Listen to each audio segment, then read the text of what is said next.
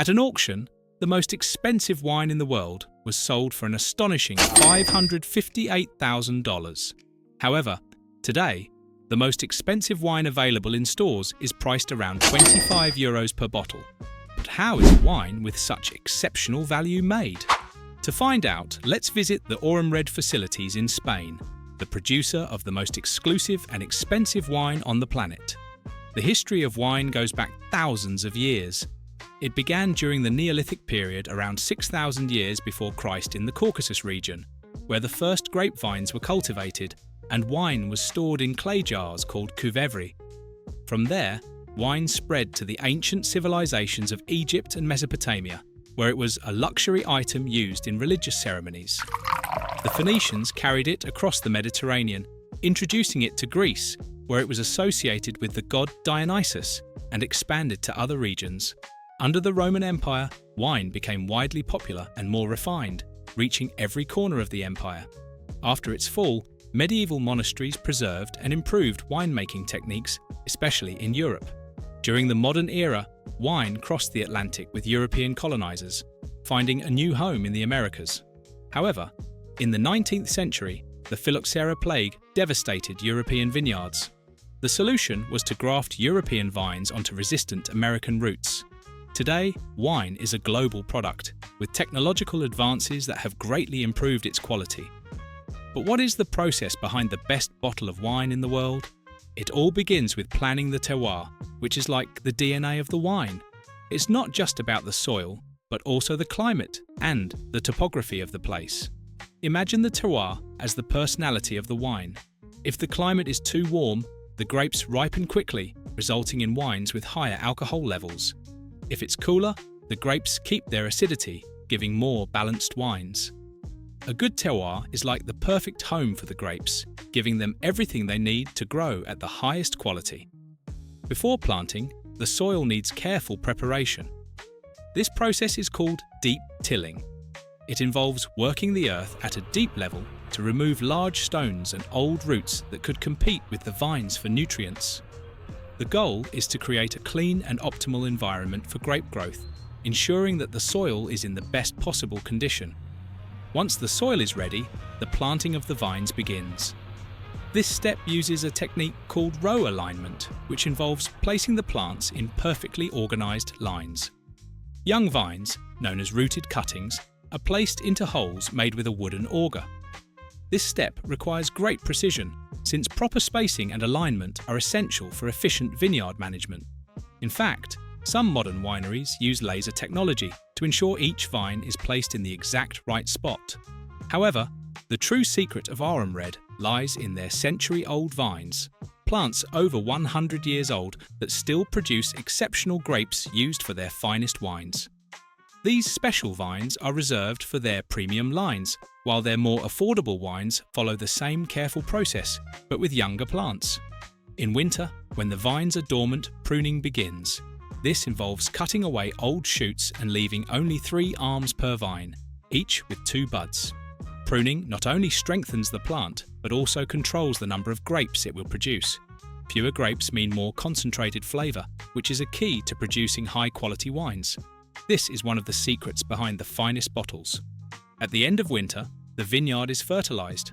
In the past, farmers used animal manure, but today, modern fertilisers are also used.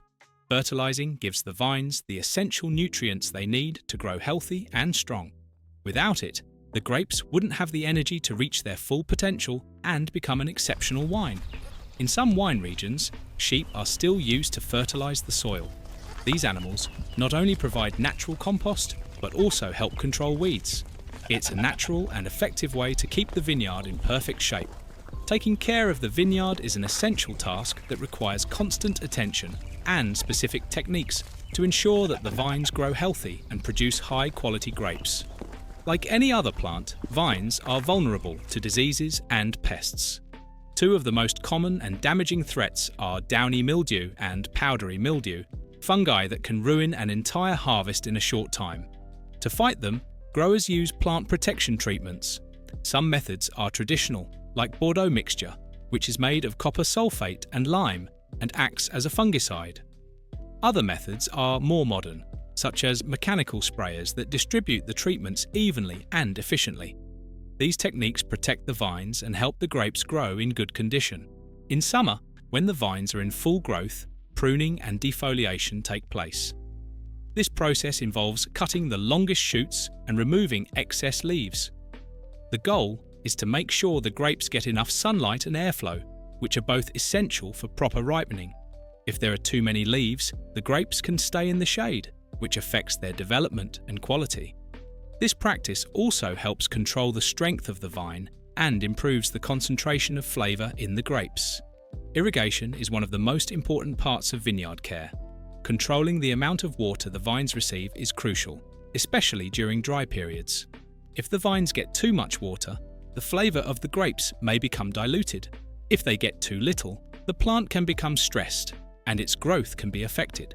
That is why irrigation is managed with precision, to make sure the vines get the exact right amount of water, which is essential to produce balanced and high-quality grapes. In the case of Oran Red, the water they use is not ordinary. They enrich it with ozone and inject it with pyramid energy, innovative techniques that raise the quality of their grapes to another level. Now we reach the most important part of wine production, the harvest and the winemaking process. These are the most exciting and decisive moments in the creation of wine.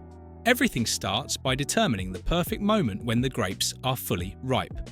Winemakers carry out strict controls to make sure the grapes have the ideal balance of sugar and acidity. If the grapes are harvested too early, the wine will be too acidic. If harvested too late, it will be overly alcoholic. Picking at the exact right time is key to making a balanced and high-quality wine. In some cases, drones are used to monitor how the grapes are ripening. These devices fly over the vineyards and take thermal images to detect which areas are ready for harvest.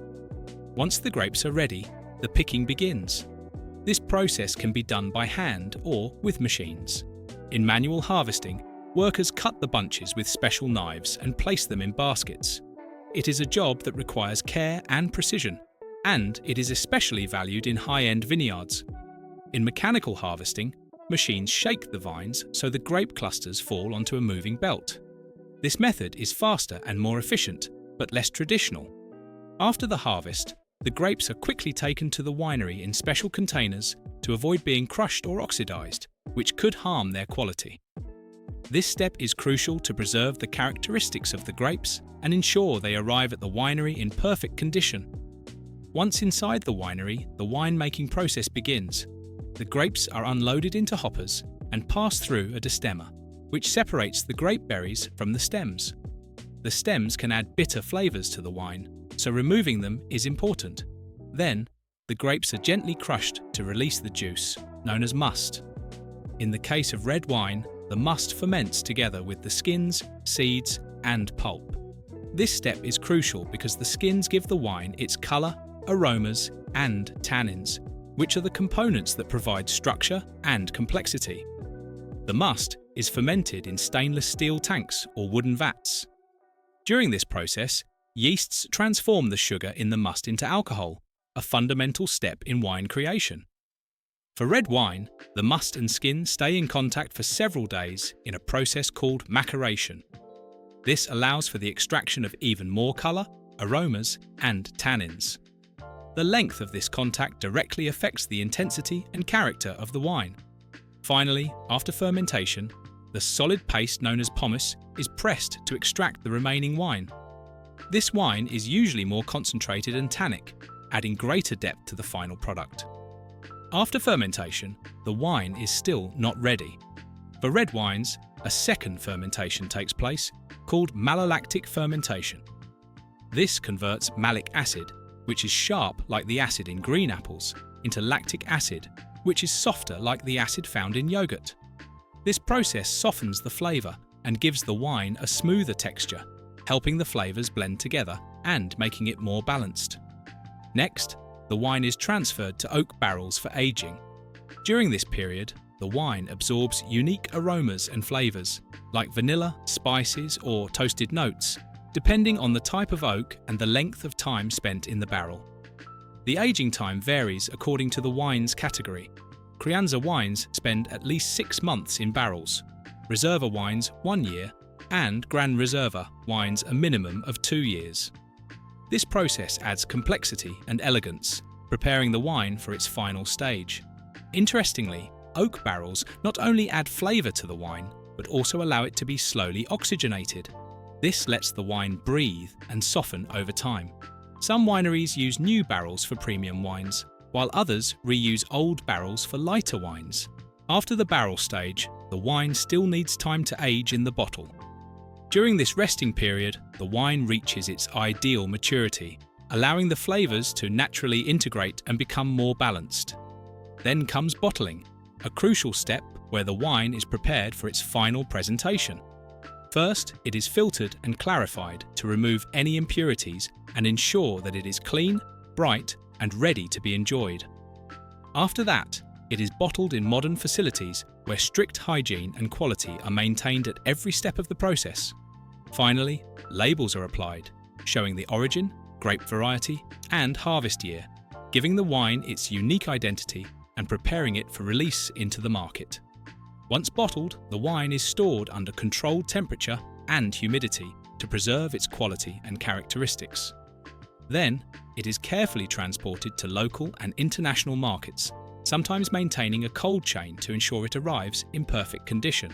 And so, after a long journey from the vineyard to the winery, the wine reaches stores, restaurants, and finally your glass, ready to be enjoyed and shared on special occasions. The Aurum Red Gold series is the most exclusive and expensive in its category, with a price of $25,000. Each bottle comes with a medal featuring 2 18-carat gold koi fish, making it a true gem for wine lovers. And that is the full process behind the most expensive wine in the world. What do you think of this journey? Let me know in the comments.